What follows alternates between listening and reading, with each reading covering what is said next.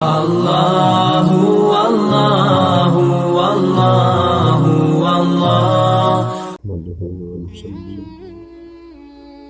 ونسلم على رسوله الكريم أما بعد أعوذ بالله من الشيطان الرجيم بسم الله الرحمن الرحيم ربنا اغفر لي ولوالدي وللمؤمنين يوم يقوم الحساب صدق الله العظيم درود پاک پر الصلاة والسلام عليك يا رسول الله وعلى آلك وأصحابك يا حبيب الله. سارے حضرات نوشی پڑھیے الصلاة والسلام یا سیدی یا نبی اللہ وعلى آلك وأصحابك يا حمد و صلاة کے بعد آپ حضرات سماعت کر رہے تھے عزیز القدر بشارت صاحب کی والدہ کا جو ختم چینل ہے، میں ان کے جنازے پر بھی آنا چاہتا تھا، اس کے بعد بھی مجھے آنا چاہیے تھا کیونکہ ان سے بڑا قریبی میرا تعلق ہے، پر اپنی صحت کی وجہ سے میں حاضر نہ ہو سکا اور دیر ہو گئی. یہ بھی تعزیت کے لیے ہی آنا تھا تو وہ کچھ اہتمام صاف ہو گیا. اللہ تعالیٰ مرحومہ کی بخشش فرمائے، ہم سب کے والدین پر اور ہم سب پر اللہ تعالیٰ رحمت کی نظر فرمائے. کسی کے لیے جب بندہ دعا کرتا ہے تو نام لیتا ہے کہ اللہ فلاں بن فلاں کی بخشش کرتا ہے، لیکن جب بندہ والدین کے لیے دعا کرتا ہے تو پھر نام نہیں لیتا، بلکہ قرآن پاک نے دعا یہ سکھائی ہے. والدین اگر چلے بھی گئے ہوں، قبروں میں بھی ہوں، تو پھر بھی دعا یہی ہے کہ ربنا اغفر لی ولوالدی، اے اللہ مجھے بھی بخش دے اور میرے ماں باپ کی بھی مغفرت فرما دے. یہ رشتے ٹوٹا نہیں کرتے، موت ان رشتوں کو توڑتی نہیں. جس طرح ماں باپ کے ساتھ زندگی میں رشتہ موجود تھا، اسی طرح ان کے انتقال کے بعد بھی ان سے رشتہ بندے کا موجود رہتا ہے. اعلیٰ حضرت فاضل بریلوی رحمۃ اللہ علیہ نے 12 حقوق کم و بیش ایسے بیان کیے ہیں جو ماں باپ کے انتقال کے بعد بھی اولاد کے ذمہ رہتے ہیں. ہم بہت ساری روایتی چیزوں کے قائل ہیں، اور میں یہ سمجھتا ہوں کہ بہت سارے لوگ ایسے ہیں جو بڑا کچھ جاننے کے باوجود، سمجھنے کے باوجود، شعور رکھنے کے باوجود اپنے شعور کے مطابق فیصلہ نہیں کرتے، بلکہ زمانے کے رواج کے مطابق فیصلہ کرتے. فہم و فراست کی، عقل و دانش کی ساری ان کی آنکھیں کھل جاتی ہیں، پر پھر بھی وہ دیکھتے ہیں کہ سوسائٹی کدھر جا رہی ہے، معاشرہ کیا کہتا ہے، لوگ اس معاملے میں کیا کرتے ہیں، لہذا مجھے بھی وہی کرنا. یہ رشتہ بھی موجود ہے اور اس رشتے کے حقوق بھی موجود ہیں. کرنے کا کام یہ ہے کہ اپنے ارد گرد کے ماحول کے مطابق نہیں، اللہ اور اس کے رسول کے بتائے ہوئے طریقے کے مطابق ہم والدین کے بعد ان کے لیے طریقہ کار اختیار کریں. اصال ثواب ایک مسلمہ چیز ہے. اب ہمارے ہاں اصال ثواب کے لیے بہت لمبا چوڑا اہتمام ہوتا ہے، تو وہ اصال ثواب کی بجائے بہت ساری جگہوں پہ دعوت بن جاتی ہے. اور اب تو گھروں میں جگہ کی دقت کی وجہ سے میرج ہالوں کے اندر اس کو جب سے منتقل کیا گیا ہے تو تب سے تو وہ ایک باقاعدہ نظریہ ہی ایک اور طرح کا ہوتا ہے، وہ تو ایک بالکل ماحول ہی اور نظر آتا ہے. اصال ثواب کا مطلب یہ ہے کہ آپ کوئی بھی خیر کا کام کریں جس پر ثواب کی امید کامل ہو اللہ کی بارگاہ سے، پھر وہ ثواب آپ اپنے والدین کے لیے یا کسی بھی جانے والے کے لیے وقف کر دیں، اس کو آپ اسحال کر دیں۔ اور نبی پاک علیہ الصلوۃ والسلام کی خوبصورت تعلیمات میں اس کے ہمیں طریقے ملتے ہیں۔ حضرت سعد رضی اللہ تعالیٰ عنہ نے عرض کیا، یا رسول اللہ صلی اللہ تعالیٰ علیہ وسلم، میری والدہ کا انتقال ہو گیا ہے، وہ ایک غلام آزاد کرنا چاہتی تھی۔ یا آپ نے کبھی پرندوں کو آزاد ہوتے دیکھا ہے؟ کچھ لوگ پرانے زمانے میں پرندے آزاد کراتے تھے پیسے دے کے۔ کسی نے اگر پرندے پکڑ لیے تو وہ اپنے شوق سے، کہ ان کو، اقبال نے پرندے کی فریاد بھی لکھی ہے نا، آتا ہے یاد مجھ کو گزرا ہوا زمانہ، وہ باغ کی بہاریں، وہ سب کا چہچہانا، پرندہ کہتا ہے۔ اب اس قید کا الہی دکھڑا کسے سناؤں، یہ ڈر ہے کہ فقط میں اس غم سے مر نہ جاؤں۔ کہ ظاہر ہے مشکل کام ہے۔ پرندے لوگ آزاد کراتے تھے، بلکہ بعض لوگ یہ کہتے تھے کہ اگر کوئی قیدی ہو گیا ہے ناجائز مقدمے میں تو پرندے آزاد کرو، اس کی برکت سے اس پر فضل ہوگا۔ بہرحال پرندہ بھی جب آزاد ہوتا ہے تو وہ محسوس کرتا ہے کہ میرے پر کھل گئے ہیں، میں اب دنیا میں لوٹ آیا ہوں۔ غلام قیدی ہوتا ہے، اور ایک روایت میں یہ بھی فرمایا کہ مقروض بھی قیدی ہوتا ہے، جس پر قرض ہوتا ہے وہ قیدی ہوتا ہے، حدیث پاک میں موجود ہے۔ غلام بڑی تکلیف میں ہوتے تھے، تو نبی پاک علیہ السلام نے تدریجاً اپنے صحابہ کو یہ توجہ دلائی کہ غلاموں کو آزاد ہونا چاہیے۔ کفارے کے طور پر بھی کہا کہ جا تو 3 غلام آزاد کر، جا تو اتنے غلام آزاد کر۔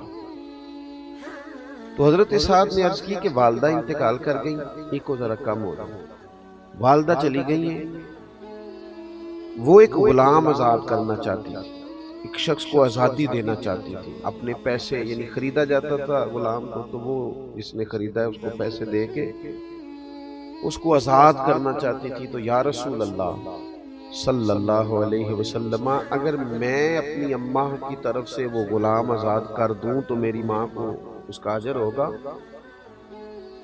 تو نبی پاک علیہ السلام نے فرمایا تو غلام آزاد کر، اللہ تیری ماں کو اس کا اجر عطا کرے گا۔ تو میں کہتا ہوں کہ اماں کے سالے ثواب کے لیے، ابا جی کے سالے ثواب کے لیے 10 دیگیں بھی پکائے، جس کا دل کرتا ہے ضرور پکائے، لیکن چلو اگر کسی غریب نے اس کے پیسے دینے ہیں تو پیسے معاف کر دے، اس کا بھی ثواب ہوگا۔ اگر وہ کبھی رستہ کشادہ کر دے گا نا، لوگ آسانی سے گزر جائیں، تو اس کا بھی ثواب ہے۔ اگر وہ کسی جگہ قبرستان کے لیے جگہ لے کے دے دے گا تو اس کا بھی ثواب ہے۔ کوئی بھی ایسا کام جس سے کسی کو فائدہ ہو جائے۔ اب بار بار صرف لنگر پر ہی سارا زور دینا، چلیں اگر وہ غرباء کے لیے کرے تو بڑا اچھا ہے، لیکن یہاں تو باقاعدہ دعوتیں ہوتی ہیں، لوگ رات کو بیٹھ کے، اور بعض لوگ ایسی بات پڑھتے ہیں کہ جس کے اندر تو تکلف ہے، تو ٹھیک ہی نہیں۔ یعنی سارے بھائی رات کو بیٹھ کے اگر یہ بات کہیں کہ اگر ہم نے اچھا ختم نہ دلایا تو خاندان باتیں کرے گا، تو اس کا ثواب ہوگا؟ یہ تو اللہ کی رضا کے لیے نہیں ہے، تو خاندان کو دکھانے کے لیے۔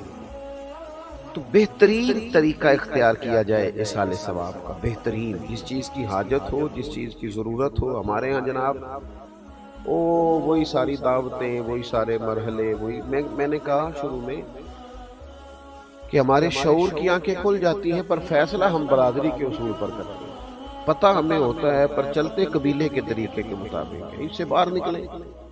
حضرت ابوبکر صدیق رضی اللہ تعالیٰ عنہ کی زندگی کے بارے میں میں ایک بات اپنے دوستوں سے کہا کرتا ہوں۔ میں کہتا ہوں کہ عرب کے بہت سارے لوگوں کے شعور کی آنکھیں کھل گئی تھیں۔ ابو جہل بھی کہتا تھا سچے رسول اللہ، کہتا تھا کہ نہیں کہتا تھا؟ ابو لہب بھی کہتا تھا سچے ہیں۔ شعور کی آنکھیں کھل گئی تھیں، ضمیر کی نہیں کھولتے۔ حضرت صدیق اکبر کا کمال یہ ہے کہ شعور کی کھلی تو انہوں نے ضمیر کی بھی فوراً ہی کھولی۔ فوراً کلمہ پڑھا، ارد گرد کا ماحول نہیں دیکھا. ہمارے ہاں تو مصیبت ہے، سیانا بیانا حاجی نہ نیک آدمی وہ شادی بیاہ کے موقع پر اپنے بچوں کو غیر شرعی رسومات سے روک نہیں پاتا، کھڑے ہی نہیں ہوتے اللہ رسول کی رضا کے لیے، اللہ رسول کے لیے سٹینڈ ہی نہیں لیتے، باقی سب جگہ لے لیتے. تو ایک تو اصالِ ثواب کا طریقہ بہترین اختیار کریں. ایک کو میں نے کہا تھا ذرا کم ہو جائے تو آپ کا شکریہ. دوسری بات یہ ہے کہ والدین کے جانے کے بعد ان کے اعزا و اقربا سے، ان کے دوست احباب سے اچھا سلوک کیا جائے. جب ماں باپ سے رشتہ مرنے کے بعد نہیں ٹوٹتا تو چچا جان سے کیسے ٹوٹ گیا، ماموں سے کیسے ٹوٹ گیا، خالاؤں اور پھوپھیوں سے کیسے ٹوٹ گیا. ان کے رشتہ داروں سے اور ان کے دوستوں سے اچھا سلوک کیا جائے. ہمارا یہ مسئلہ بن گیا ہے کہ ہم سمجھتے ہیں کہ ایک بندہ چلا گیا ہے تو اب اس کے پیچھے سارے رشتے رخصت ہو گئے. یہ درست نہیں ہے. کوشش کریں کہ ان رشتوں کو لے کے چلیں. حضرت ابو بردہ رضی اللہ تعالیٰ عنہ سے حضرت عبداللہ ابن عمر ملنے آئے. جناب عبداللہ ابن عمر بڑے مصروف آدمی تھے. صحابہ کرام علیہم رضوان میں سے حج کے سب سے زیادہ مسائل حضرت عبداللہ ابن عمر جانتے. تو ایک بڑی تعداد ان ویسے بھی فتویٰ دیتے تھے صحابہ میں سے، اور ان کے گرد ایک بڑی تعداد لوگوں کی رہتی تھی.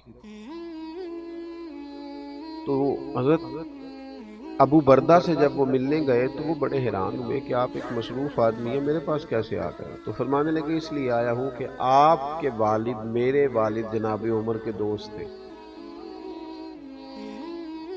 کوئی نہیں سمجھ آئی آپ کو میں نے کیا کہا؟ اپنے یار دو ملن نہیں آیا، اپنی یاری نہیں بھگتان آیا، ابا جی دی یاری نبیڑن آیا، والد صاحب کی اس دوستی کو نبھانے آیا. آپ کے والد میرے والد کے دوست تھے اور فرمانے لگے میں نے نبی پاک علیہ السلام سے سنا ہے کہ جو والدین کے انتقال کے بعد قبر میں بھی ان سے اچھا سلوک کرنا چاہے وہ ان کے دوستوں سے اچھا سلوک کرے، ان کے رشتوں کو لے کے چلے، اس تعلق کو نبھائیں. ہمارے ہاں لوگوں کا یہ رویہ ہو جاتا ہے کہ میری اماں جی گئی تو میرے ننیال والے گئے، ابا جی گئے تو میرے ددیال والے گئے. ان رشتوں کو نبھایا جائے. تیسری بات بس اسی پر میں نے گفتگو کو ختم کر دینا ہے، وہ ہے دعائے بخشش، دعائے مغفرت. صوفیہ کرام فرماتے ہیں یہ جو اللہ تعالیٰ نے ہمیں کہا ہے نا کہ تم مجھ سے دعا کرو تو میں تمہاری دعا پر کسی بندے کی بخشش کر دوں گا، تم دعا مانگو. تو فرماتے ہیں یہ بہت بڑی عزت دی ہے اللہ نے ہمیں. کسی جگہ بھی ہر آدمی کی سفارش نہیں سنی جاتی، لیکن مالک کہتا ہے تم مجھ سے کہو میں معاف کر دوں گا. 40 بندے جنازہ پڑھ دیں، 3 صفحے جنازہ پڑھ دیں، 3 بندے جنازہ پڑھ دیں، ہے نا حدیث پاک میں سارا کچھ. تم آؤ، آ کے کھڑے ہو جاؤ، اس کی بخشش کی دعا کرو میں معاف کر دوں گا. تو کہتے ہیں یہ تو اللہ نے ہمیں عزت دی، ورنہ ہم اور رب کی بارگاہ تو چھوٹی سی جگہ بندہ سفارش کرے تو قبول نہیں ہوتی، اور مالک کہتا ہے تم کہو نا میں معاف کر دوں گا. اور ہم کیا کرتے ہیں؟ آپ کبھی ڈاکٹروں کے پاس ان بچوں کو دیکھیں جو دوائیوں کے سیل مین بن کے آتے ہیں، میڈیکل ریپس، کبھی دیکھیے گا، مجھے موقع ملا دیکھنے کا. وہ جب آتے ہیں نا تو وہ بالکل لباس عمدہ ان کے حساب سے، اور وہ جچی تلی بات کریں گے، اور 1 منٹ 1 سیکنڈ کے لیے بھی کوئی اضافی جملہ نہیں بولیں گے. انہوں نے قائل کرنا. کسی بھی آفیسر کے پاس آپ جب جاتے ہیں اپنا کیس لے کر، کسی بھی جگہ آپ نے فارورڈ کرنا ہے تو بڑی جچی تلی باتیں، خاص چیزیں، اہم معاملات. لیکن دعا کے لیے جب اللہ کی بارگاہ میں حاضر ہوتے ہیں، دعا کرو جی، دعا کرو جی، فوت کی ہو گئی تو اگر پوچھا جائے کہ بھلا آپ نے کیا دعا کی ہے، ہاتھ کھڑے کر دیے، پتہ ہے بارگاہ کون سی ہے؟ وہ دیکھیں نا، اور پھر جب بندہ دنیا میں کسی بندے کو بھی اپنے حق میں قائل کرتا ہے تو اس کا کوئی طریقہ ہوتا ہے قائل کرنے کا. وہ بڑے درد سے کہتا ہے کہ آپ کی مہربانی جی، بڑے ضرورت مند ہیں، آپ سے بڑا پیار ہے، آپ بڑے اچھے ہیں، آپ اگر مہربانی، آپ نے اپنے حق میں قائل کرنا ہے نا. اللہ کی رحمت کو جب بندے نے منانا ہو اور پھر وہ بے توجہی سے دعا کرے، رٹے رٹائے جملے، رٹی رٹائی باتیں، وہ یار کسی کو بھی کسی نے منانا ہو تو کوئی طریقہ ہے، اور پھر مالک کریم کی بارگاہ کو راضی کرنا ہو. میں نے دیکھا وہ بس ٹھیک ہے، میری طرح کے پیروں مولویوں کے ذمے لگایا، اچھے لوگوں کی بات نہیں کرتا، تو ان کے پاس ایک رٹی رٹائی دعا ہوتی ہے سب کے لیے اکٹھی، اس میں نام ایڈ کیا نئے بندے کا، چلو جی چھٹی. وہ خدا کے بندے دعا مانگ، تھوڑی مانگ لے، 4 سیکنڈ کی مانگ پر درد سے مانگ. تو منا مالک کو، وہ بڑا کریم ہے، بڑی جلدی مان جاتا ہے. تو حاضری دے ذرا، تیرا مطلب تیری باڈی لینگویج بتائے کہ تو اسے منانے آیا ہے. تیرے لہجے کا حسن، تیرے لفظوں کی جولانی، تیرے انداز کا عجز، تیری انکساری، تیرا اس کی بارگاہ میں حاضری کا انداز، تو اسے منا رہا ہے، پتہ چلے. لیکن وہ جناب کیا بتائیں، میں دیکھتا ہوں لوگوں کو دعا کرتے، پھوڑی پہ بیٹھے ہیں، دعا مانگی جا رہی ہے، اخبار بھی پڑھ رہے ہیں، سیاسی تبصرے بھی کر رہے ہیں، دعا بھی مانگ رہے ہیں.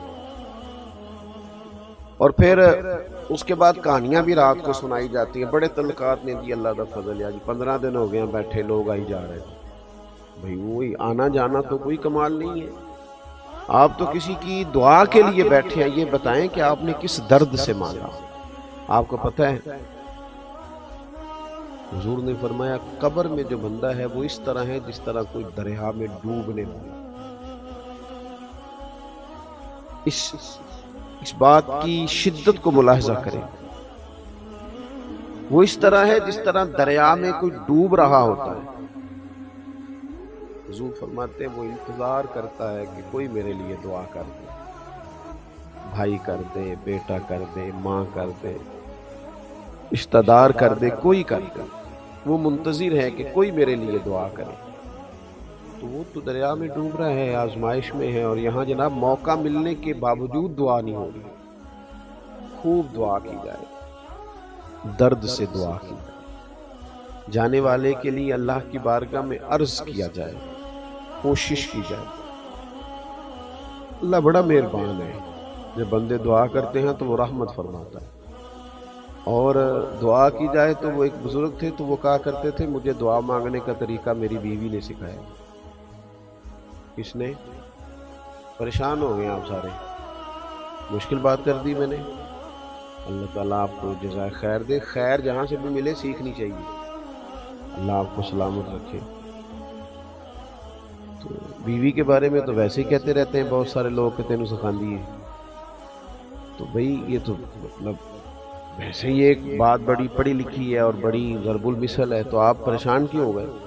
واللہ والے تھے تو انہوں نے اس کا اقرار کیا کھول کے، کہنے لگے مجھے دعا مانگنے کا طریقہ میری بیوی نے سکھایا. جناب کیسے؟ رب کا بندہ نا اس کی لو لگی ہوتی ہے، کوئی بھی بات کر رہا ہو تو اس کی کیفیت کہیں اور ہوتی ہے. فرمانے لگے کوئی ضرورت تھی گھر میں، تو میری اہلیہ نے، میری زوجہ نے مجھے کہا کہ کچھ پیسے چاہیے، گھر کا فلاں کام کرانا ہے. میں نے اسے کہا کہ ابھی میرے پاس نہیں ہے، کچھ دنوں میں پیسے آنے ہیں، آ جاتے ہیں تو تمہیں دے دیتا ہوں. 2-4 دنوں کے بعد خاتون خانہ نے پھر کہا کہ وہ آپ سے گزارش کی تھی، کچھ پیسے چاہیے تھے، گھر کا فلاں کام. تو میں نے کہا بھی نہیں ہے میرے پاس. اب کہ اس نے وقفہ کم کر دیا اور اگلے ہی دن پھر پوچھ لیا کہ جناب وہ گزارش کی تھی پیسے. خواتین بار بار یاد بھی کراتی ہیں. کہتے مجھے غصہ آیا تو میں نے جھڑک ڈالا. میں نے کہا تو کیا مجھے ہر وقت پریشان کرتی؟ کہا ہے نا جب ہوں گے تو دے دوں گا. ڈانٹا میں نے. کہتے میں نے ڈانٹا تو وہ سلیقہ مند خاتون میری ڈانٹ سہتی رہی، پھر چپ کر گئی، اور اس نے ایک بات کہی تو مجھے رب سے مانگنے کا طریقہ آ گیا. وہ کہنے لگی تھوڑی دیر چپ رہنے کے بعد آپ ہی میرے شوہر ہیں، آپ سے نہ کہوں تو پھر میں کس سے جا کے کہوں. کہتے اس نے بات کہی، وہ چپ کر گئی تو میں رو پڑا. مجھے کہنے لگی کیا ہوا؟ میں نے کہا مجھے بھی سمجھ آ گئی ہے، جب میں کہوں گا نا تو ہی میرا رب ہے، تو میں نہ تجھ سے نہ کہوں تو مجھے بتا میں کس سے کہوں؟ میں کمزور پڑ گیا ہوں، کچھ چیزیں مجھ سے نہیں ڈیل ہو رہی، کچھ معاملات میں مالک میں چاہتے ہوئے بھی کامیاب نہیں ہو پا رہا، نیک نیتی بھی ہے، ارادوں کا وضو بھی ہے، اللہ میں تجھ سے نہ کہوں تو پھر میں کس سے کہوں؟ اجیب دعوت الداعی اذا دعان، وہ تو فرماتا ہے تو جب بھی دعا کرے گا میں تیری دعا قبول کر لوں گا۔ تو دعا کا رشتہ تھوڑا مضبوط کرے، اپنے جانے والوں کے لیے بالخصوص دعا کرے، وہ بھی ہم کسی سے کراتے ہیں، قرآن شریف بھی کسی سے پڑھوا لیتے ہیں، فلانا کام بھی کسی سے کرا۔ ہم نے کیا کیا اپنے ماں باپ کے لیے؟ ہم نے کیا کیا؟ وہ اتنے سپارے فلانا دے دے، اتنے دے لیں، ٹھیک ہے، درست ہے، ناجائز نہیں، پر یہ کہ میں نے کیا کیا اپنے ماں باپ کے لیے؟ تو سارا کوئی دوسروں نے پڑھ کے دیا، وہ جو ساری زندگی انہوں نے میرے نام کر دی، جوانی میں بھی کپڑے سادے پہنے، اور جنہوں نے تھوڑا کھانا کھایا اور اولاد کو پالا تو ہم نے کیا دیا ان کو؟ تو اگر دعا بھی مضبوط نہیں ہو سکتی تو پھر پیچھے بچا کیا؟ تو یہ 3 باتیں میں نے آپ کی خدمت میں عرض کی ہیں، امید ہے کہ آپ اس پر توجہ فرمائیں گے۔ ایک تو یہ کہ اصالِ ثواب کا اچھا اور عمدہ طریقہ اختیار کریں، اچھا اور عمدہ۔ چند دن پہلے میرے پاس ایک صاحب آئے تھے، انہوں نے کہا ہم 5 بھائی ہیں، میں جانتا تھا، تو وہ باہر سے آئے تھے اپنے والد کے انتقال پر، تو جب میں نے ان کا انداز دیکھا تو میں نے ان سے کہا کہ کہنے لگے میں کچھ کرنا چاہتا ہوں اصالِ ثواب۔ تو میں نے کہا آپ کے تو 2 بھائی بڑے کمزور ہیں، بہت غریب ہیں، زیادہ ہی سگے بھائی۔ کہنے لگے ایسے ہی ہے۔ میں نے کہا آپ نا ان کے ساتھ ہی نیکی کر دیں، اللہ بھی خوش ہو جائے گا، ماں باپ بھی خوش ہو جائیں گے۔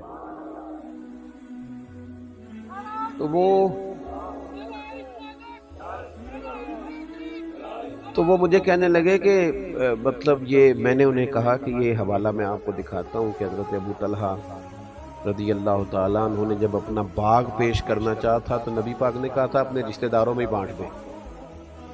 تو گھر میں بھی نیکی کریں گے تو اس سے بھی اجر ہوگا، تو اچھا اصالِ ثواب کریں۔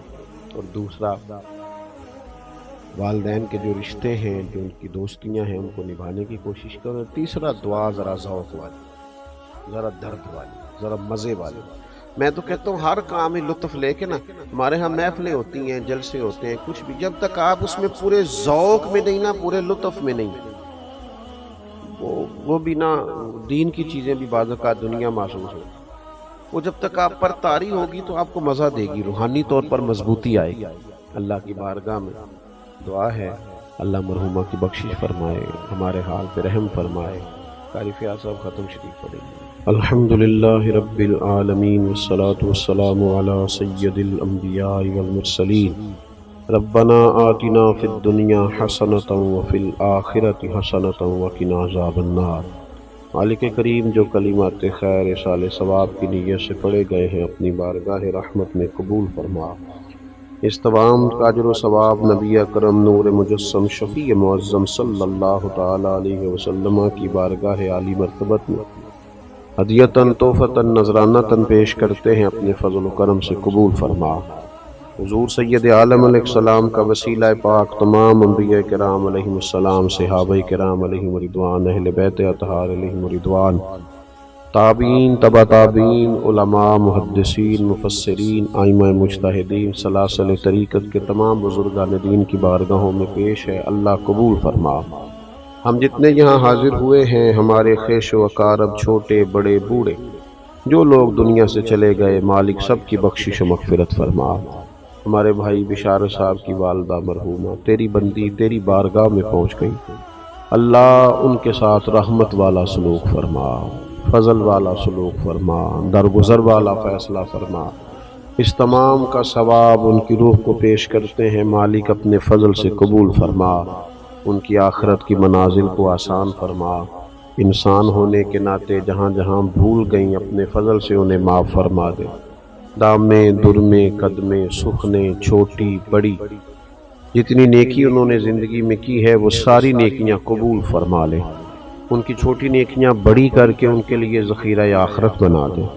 اے اللہ ان کی اولاد کو، ان کے پسماندگان کو صبر جمیل بھی عطا فرما، اور زیادہ سے زیادہ اصال ثواب اور دعائے مغفرت کی توفیق بھی عطا فرما۔ مرحومہ جب قبر سے نکلیں تو نامہ اعمال سیدھے ہاتھ میں عطا فرمانا، اپنے نیک اور پاکیزہ بندوں کی جماعت میں انہیں شامل فرمانا، نبی کریم علیہ السلام کی شفاعت انہیں عطا کرنا، حضور علیہ السلام کے جھنڈے کے نیچے جگہ نصیب فرمانا۔ جتنے بھی کلمات خیر اب مزید اصال ثواب بتایا گیا ہے، مالک وہ بھی درجہ بدرجہ پیش کرتے ہیں، قبول فرما لے، مرحومہ کو اس کا بہترین اجر عطا فرما دے۔ اے اللہ صبح قیامت ان کو اپنے عرش کا سایہ نصیب فرما، حضور علیہ السلام کی شفاعت عطا فرما، دوزخ کی گرمیوں سے محفوظ فرما، جنت کی اعلیٰ نعمتوں کا وارث بنا۔ ہم نے جتنی دعائیں ان کے لیے مانگی ہیں وہ ساری ان کے حق میں قبول فرما، جو ہم نہیں مانگ سکے اور ان کے لیے بہتر ہے تو اپنے فضل سے انہیں عطا فرما۔ امت کی خیر فرما، عالم اسلام کی خیر فرما، پاکستان کی خیر فرما۔ کائنات کے مالک امت کو غیرت ایمانی اور جذبہ جہاد عطا فرما، شوق شہادت نصیب فرما، ہمارے شعور کو دین کی خوبصورتی نصیب فرما۔ اے اللہ وہ زندگی نصیب فرما جس سے تو راضی ہوتا ہے اور تیرے محبوب علیہ الصلوۃ والسلام راضی ہوتے ہیں۔ دنیا اور آخرت میں ہماری پردہ پوشی فرما، میرے ان عزیزوں کو، بھائیوں کو، صاحب خانہ کو برکات عطا فرما، دنیا اور آخرت میں سعادت مندیاں نصیب فرما، رحمتوں کے گہرے اور گھنے سائے نصیب فرما۔ اللہم انا نسألک العفو والعافیۃ فی الدین والدنیا والآخرہ۔ اللہ تعالیٰ ان کی پھپھو جان بیمار ہیں، انہیں شفا عطا فرما، صحت اور عافیت نصیب فرما، تمام بیماروں کو شفا دے، تمام کی مشکلات آسان فرما دے۔ رب اغفر وارحم وانت خیر الراحمین، وصلی اللہ تعالی علی حبیبہ سیدنا و مولانا محمد۔